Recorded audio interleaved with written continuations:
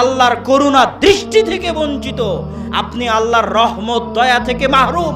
সরিষা সমপরিমাণ দয়া রহমত আপনার উপর আল্লাহর নাই, এটাই প্রমাণ। আল্লাহ আপনাকে সুদে ব্যস্ত রেখেছে, আল্লাহ আপনাকে ফজরের সালাত পড়তে দেয়নি, আল্লাহ আপনাকে তাহাজ্জুদের সালাত পড়তে দেয়নি, আল্লাহ আপনাকে গানে ব্যস্ত রেখেছে, আল্লাহ আপনাকে খারাপ কাজে ব্যস্ত রেখেছে। এটাই সবচেয়ে বড় শাস্তি আপনার জন্য, যে আপনি আল্লাহর রহমত থেকে বঞ্চিত। এটা মানুষকে বুঝতে পারতে হবে। আপনি ফজরের সালাত আদায় করতে পারছেন না মানে আপনি আল্লাহর থেকে দূরে চলে গেছেন, এটা অনুভব করতে পারতে হবে। আপনি গান বাজনায় ব্যস্ত আছেন, খারাপ কাজে ব্যস্ত আছেন, হারাম উপার্জনে ব্যস্ত আছেন, মানে আপনি আল্লাহর রহমত থেকে বঞ্চিত হয়ে গেছেন, আল্লাহর দয়া করুণা দৃষ্টি থেকে বঞ্চিত আছেন। রাসূল সাল্লাল্লাহু আলাইহি ওয়াসাল্লাম বলছেন, ইন্নাল্লাহা ইউতিদ দুনিয়া লিমান ইউহিব ওয়া মান লা ইউহিব। আল্লাহ সুবহানাহু ওয়া তাআলা দুনিয়া তাকেও দেন যাকে আল্লাহ সুবহানাহু ওয়া তাআলা